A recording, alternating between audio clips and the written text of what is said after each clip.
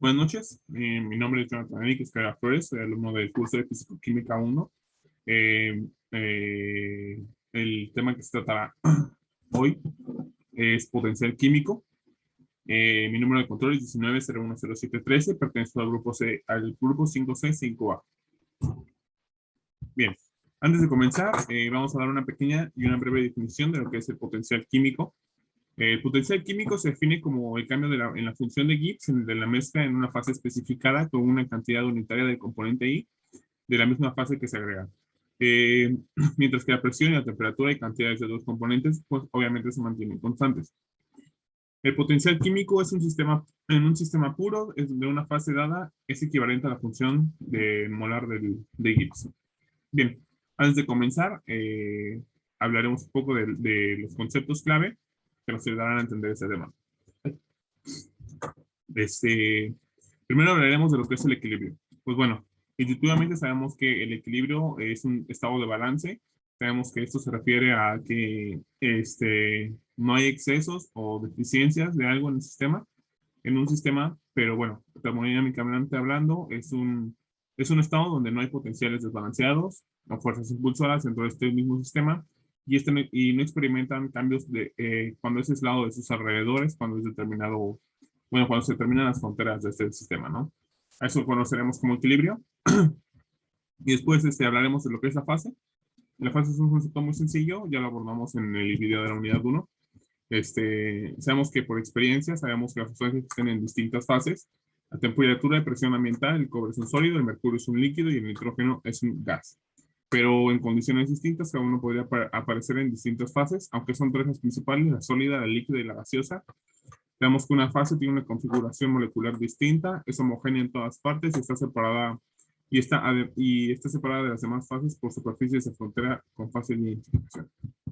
Bien, hablaremos de lo que es la energía de Gibbs. La energía de Gibbs es una función de estado que permite establecer el sentido de la evolución de los sistemas termodinámicos.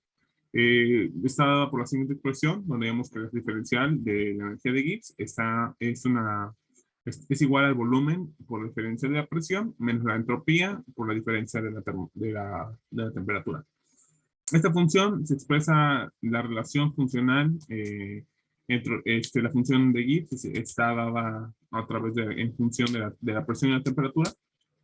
Sabemos que de este modo las variables especiales o canónicas para la energía libre de Gibbs son temperatura y presión, ya que es posible observar y controlar directamente estas variables. La energía de Gibbs es una propiedad termodinámica de gran utilidad. Por lo tanto, cuando se conoce la energía libre de Gibbs como una función de temperatura y de presión, sirve como una función generadora de otras propiedades termodinámicas y de manera implícita representa la información integral de la propiedad. Vamos a ver lo que es potencial químico y el trabajo de separación y mezcla. Sabemos que cuando dos líquidos que son miscibles se ponen en contacto, se mezclan y forman una solución o una mezcla, sí que se requiere alguna entrada de trabajo, es decir, que pues la tendencia natural de las sustancias miscibles es que al ponerse en contacto, pues se mezclan entre sí. Es lo que vemos precisamente en esta imagen. Vemos como hay algo como un tinte, que parece ser algo como, no sé, el jugo de col, se ocupa como indicador, pero vemos que tiende a disolverse, ¿no? Y al final, sin esfuerzo mecánico, esta misma sustancia llega a ser homogénea en todas partes, ¿no? Sabemos que esos procesos son irreversibles y en consecuencia es imposible que ocurra de manera espontánea, pues un proceso de separación.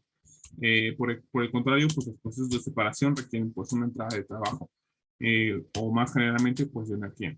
Y reducir esta entrada de trabajo requerida es una parte importante del diseño de planos pues, de separación. Sabemos que la relación de la diferencial de de la energía libre de Gibbs está dada por el volumen diferencial de la presión, por la temperatura diferencial de entropía, el cambio diferencial de la función de Gibbs de una sustancia pura se obtiene tomando diferenciales y es las expresiones que les acabo de comentar. Para una mezcla, la función de Gibbs es una función de dos propiedades intensivas independientes, así como en su composición, por lo cual se expresa pues como la energía libre de Gibbs es igual a la energía libre de Gibbs como función de presión, temperatura, de número de moles, del número de moles de la sustancia A, bueno, del componente I, del componente 1, del componente 2, así hasta el iésimo componente. Y tenemos su expresión diferencial, que pues se expresa como la diferencial de la energía libre de Gibbs es igual a la parcial de la función de Gibbs sobre la parcial de la temperatura y bueno, número de moles constantes, como lo habíamos definido antes, por la diferencia de la presión, más la energía, más la parcial de Gibbs sobre la parcial de la temperatura, temperatura a presión y número de moles constantes, por la diferencia de la temperatura, más la sumatoria, pues, de la función de Gibbs, de la función de Gibbs, sobre la parcial del número de moles del iésimo componente, a presión, temperatura y número de moles constantes por la diferencial, pues, del número de moles. Donde el subíndice NJ nos indica que los números molares de todos los componentes en la mezcla distintos al componente I deben de mantenerse constantes durante la derivación. Para una sustancia pura, el último término se deja fuera debido a que la composición es fija y la ecuación anterior debe reducirse a aquella para una sustancia pura. A partir de la ecuación anterior tenemos esta siguiente ecuación, que pues es una manera simplificada, donde podemos ya ver el término de potencial químico. Decimos que la energía libre, bueno, el diferencial de Gibbs es igual al volumen por el volumen diferencial de la presión, menos la entropía diferencial de la temperatura, más la sumatoria del potencial químico diferencial número de moles. Bueno, donde Y sobre NM es la fracción molar del componente I y NM es el número de moles totales de la mezcla. Gracias a estas deducciones podemos obtener la deducción para el potencial químico y tenemos que el potencial químico es igual a la parcial de Gibbs sobre la parcial del número de moles del iésimo componente hasta el iésimo componente a presión, temperatura y número de moles constantes, como lo mencionamos anteriormente. Y esto es para el componente Y de una mezcla. ¿Qué es el cambio en la función de Gibbs en la mezcla en una fase especificada cuando una cantidad unitaria de componente I en la misma fase se agrega, mientras que la presión y temperatura y cantidades de los otros componentes se mantienen constantes? El símbolo de tilde, como en volumen, en la entalpía y en la entropía, se usa para denotar propiedades molares parciales pues, de esos mismos componentes. El potencial químico de una sustancia pues depende de gran medida de la concentración de la sustancia. Para sustancias de un único componente, el potencial químico coincide con la energía libre de Gibbs por mol.